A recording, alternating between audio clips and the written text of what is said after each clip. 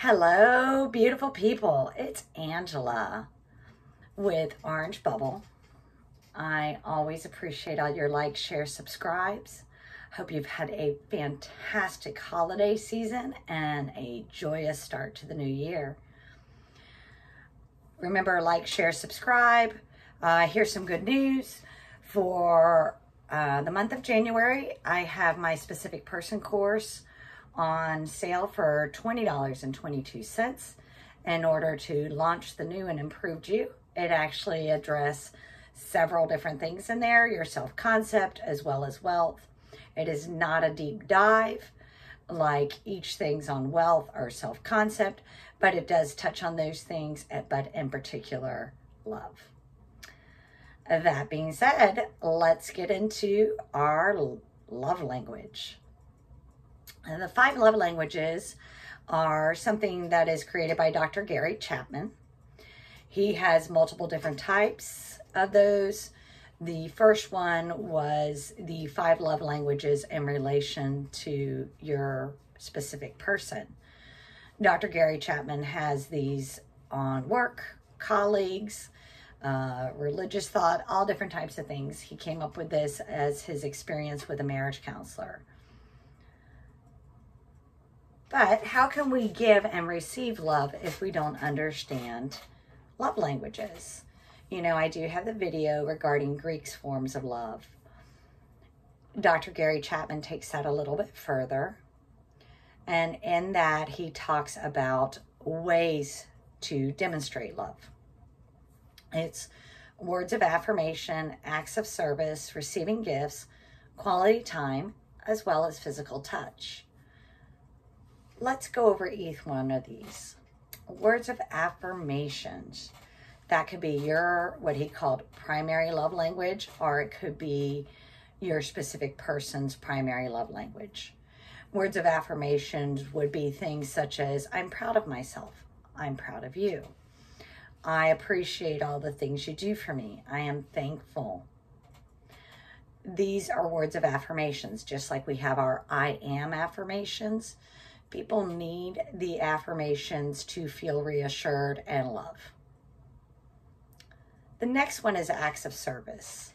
That would be doing things like, hey, you know, I really need the trash taken out. And your person or you know that that's their love language, and that's the primary thing that drives them the most, is knowing that things are done for them, on behalf of them, especially without having to be asked. In a relationship, even if it's a friendship, it is nice to know that somebody's going to do something for you, or you are going to do something for them without having to request assistance. The next one is receiving gifts. Receiving gifts is showing somebody a token of their affection for you. These do not necessarily have to be expensive. Sometimes a simple note showing that this is my thoughts of you. I thought about you and I wanted to write a note for you. Or I was at the store and I saw your favorite candy bar, so therefore I bought it. Now, of course, expensive gifts can be appreciated as well, but it could get kind of exhausting if you always expected the same high-level gift, and changing it up is always appreciated. And people don't necessarily need gifts 365 days of the year, but it's nice to know that they're thought of. The other part of receiving gifts is being thankful for the gift. What do I mean by that? If somebody gives you a gift and you go, oh, you shouldn't have, that meant that the person thought of you and thinks highly of you, no matter what the gift is. You would never say to a small child who gives you a flower, ah, you shouldn't have. You would say, oh, thank you. Be gracious, grateful, and thankful for any gift that somebody has taken the time to show their appreciation and thought of you. The next one is quality time. Whether it's your specific person, a friend, a colleague, or yourself, quality time is very important. we know that we get hectic in our lives and things are going to take away from, you know, what we need to do.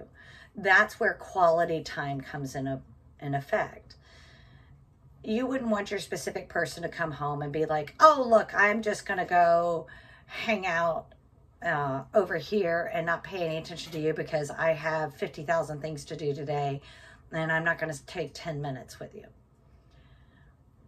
Quality time does not have to be extended time frames. It can be short time frames, but you know the person has your undivided attention and you have theirs. Quality time is making time for the people that are important in your life. Lastly is physical touch. I don't really want to dwell on COVID, but let's talk about it for a moment. A lot of people have found it very difficult that they are not able to see a longtime friend and give them a hug.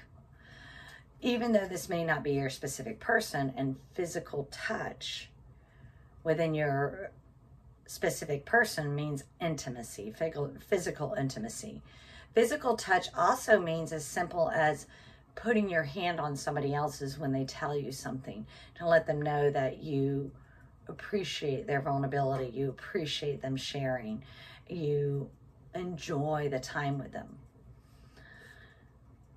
Dr. Gary Chapman says that people have a primary love language, meaning the thing that means the most to them, and they have possibly 2 or 3 secondary languages. When it comes to relationships, especially if we're talking about our specific person, knowing what their primary language and delivering them that primary language is part of what cements that relationship. I want to take this a step further, that knowing what's important to you is really what drives that. It drives it in both relationships. If I am the kind of person who receiving gifts means a lot to me, and all you ever do is give me words of affirmation, that may not bring home that love tank, as Dr. Gary Chapman says. It may not fill it up for me. So you need to know what fills your love tank, what makes you really go, oh, that shows somebody truly cares about me. I feel you actually in a healthy relationship should have all 5.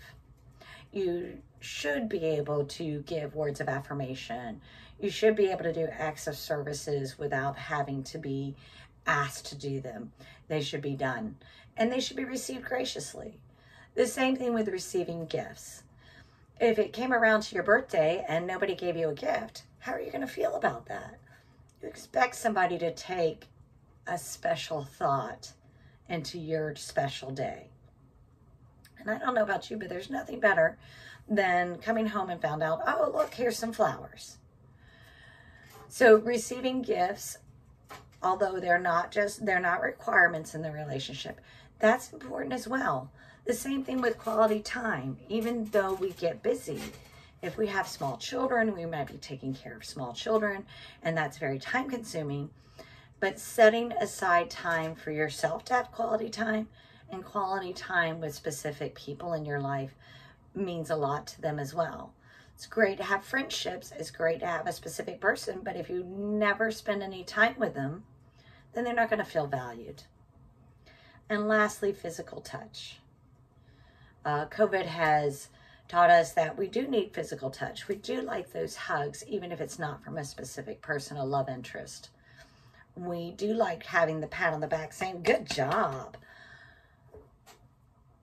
And to have a healthy relationship, unless it's a society norm not to do any type of physical touching except with your spouse, then physical touch is important. You would never send your child off to school without giving them maybe a hug or a pat on the back saying, have a great day. The same thing applies as adults. We need all of those. I hope that was helpful. Do realize that love languages are important. And I feel that in a healthy relationship, all 5 of those should be there to some capacity. Obviously with an emphasis on the one that makes your specific person tick and go, isn't that fabulous? Do remember I have this available on podcast. I do YouTube. I also have a blog on my website, a free 15-day alignment, which is really about achieving that inner calm and peace. You are not signed up for an email list. You get those 15 emails and that's it. Unless you want to re-sign up, and those will be the only emails. I do have a newsletter. I hope you like, share, and subscribe, because it means a lot to me to know that I'm providing value and service for you. Have a fantastic, joyous new year. Have a great day.